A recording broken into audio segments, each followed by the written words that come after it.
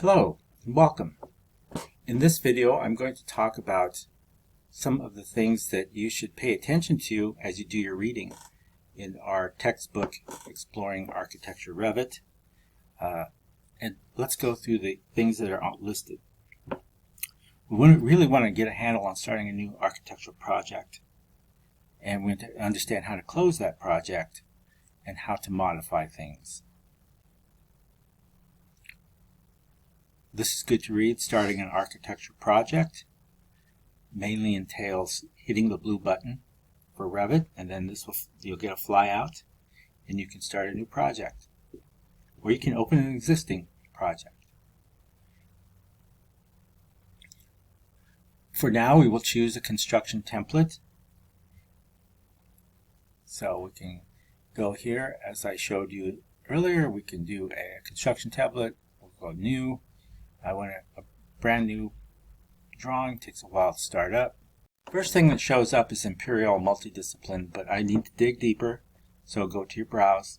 We're going to find that construction default. Now normally we always tend to choose residential, but the tutorial wants you to do construction. So then we're okay and we can choose it. And then we'll be given a chance to use our drafting area with a wall. So we choose what we need first. And architecture is a good place to start because you can do architectural wall, you can do structure, and then once you have a wall, can we throw down a wall? Sure. It's considered a wall. And Revit likes to help you. I'm zooming in using the scroll button, and it completes its mission.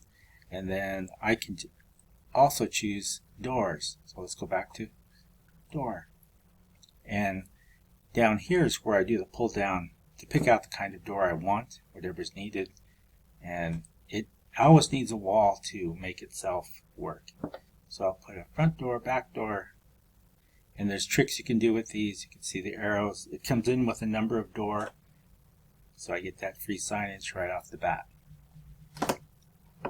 Construction template. Good reading here. Please read project units. It tells you about all the things that can be done within the menus. Now when you first set up, the reason we chose construction template, because it does all the units that we want to use, right? This you don't need to know. Time unit, volume unit, that's currency unit, that's building management stuff that comes in later. You should familiarize yourself with the Snaps tool. Let's go to Snaps tool. Before I do that, I want to tell you how the book names things. So when you see these little shaded areas, go to Ribbon, go to Manage, Setting, and you'll see Snaps. So we follow, that's a recipe. So let's go. Let's go to the Ribbon tool, Manage, Settings, and it's off the screen for you. Let's see if I can pull it over here. Okay, well, Snaps does appear, and then this will show all the snaps that are chosen. If you've worked in AutoCAD, this is a bonus for you because you kind of see how this works. So if I want a snap to work on endpoints, I would have that selected in the blue, and then OK.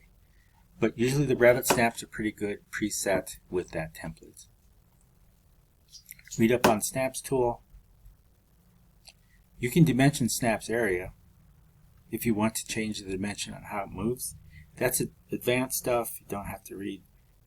Object snaps area. It's kind of advanced. You just want your snaps to work right now. And finally, to save a project, the grayed out area tells you how to save it. Save, Project, or Control S. Let's do that. I really like the work I've done here. It was simple. Here is this little house that's up here, which in my minimize set, I find it, I can click that. Get a nice 3D. I can go to architecture, I can do, let's throw in a window. It looks lonesome without a window, doesn't it? There, isn't that nice? Nice little cabin in the woods. Okay, without a roof. But we want to save. So I'm happy with what I have. I have to go to my next class, so I want to save this. I can do save. I can do save as. So let's just do a save. And down here, it's going to throw this project, let's say first project.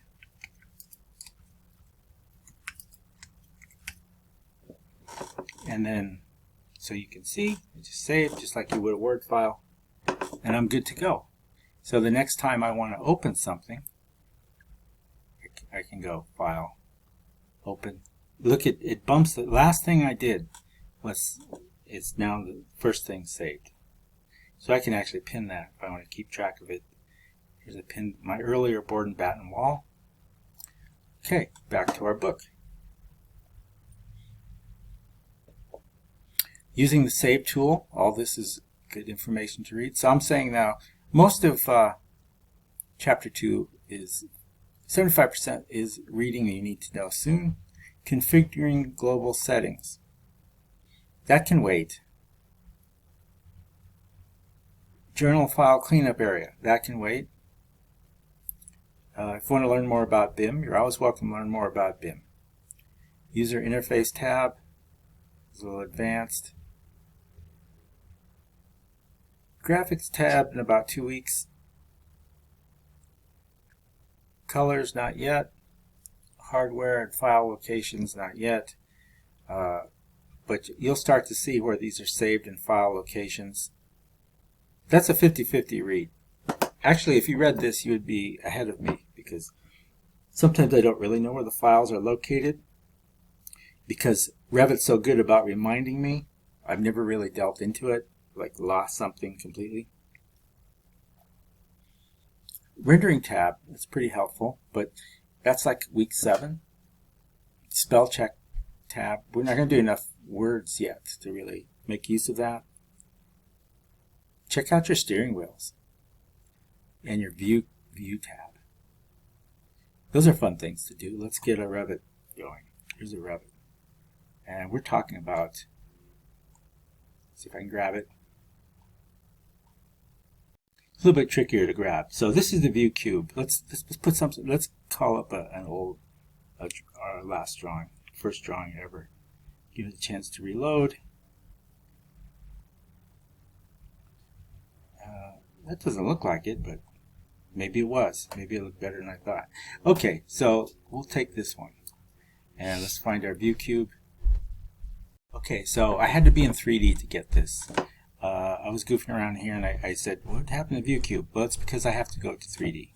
And here it is. This is awesome. A little control. It helps you flip and see things.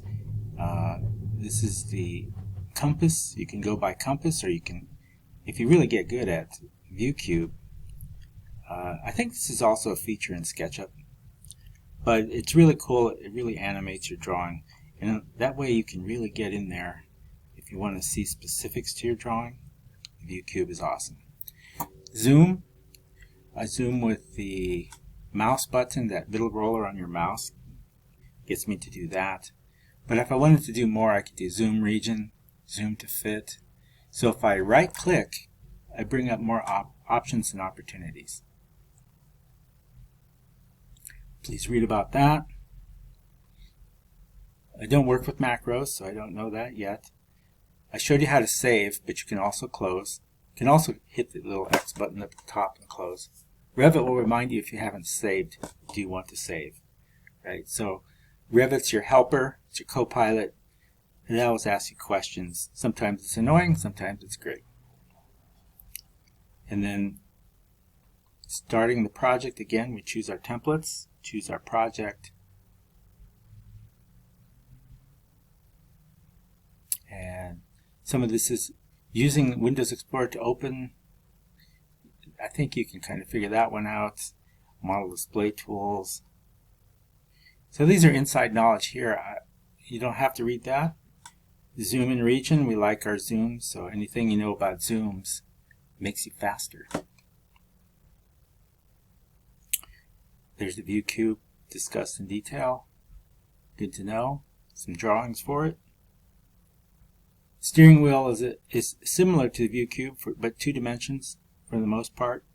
It's kind of like one of those iTunes player. Then you have the controls shown for it. These things help you to move faster. Different kind of display at the bottom. Let's see if they're going to show us this lays at the bottom, and you can help you determine whether you want a wireframe, hidden line, shaded, consistent colors, or realistic. Let's take a look.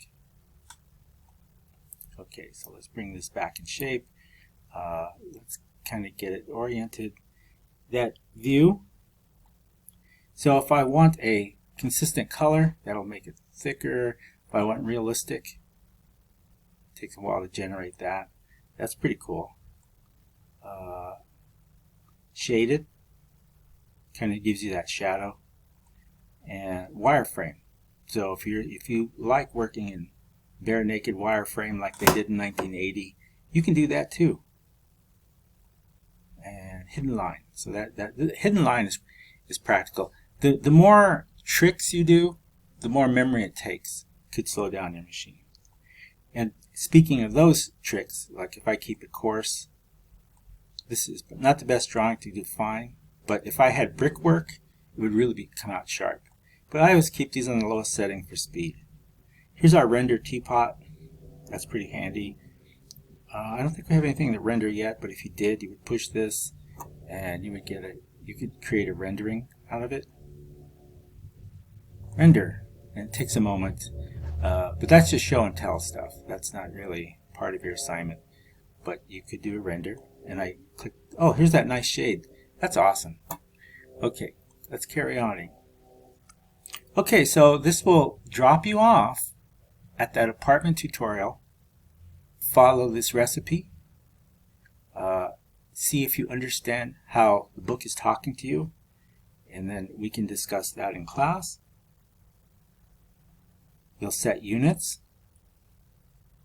It walks you through how to set units and how to set your accuracy and how to close the project.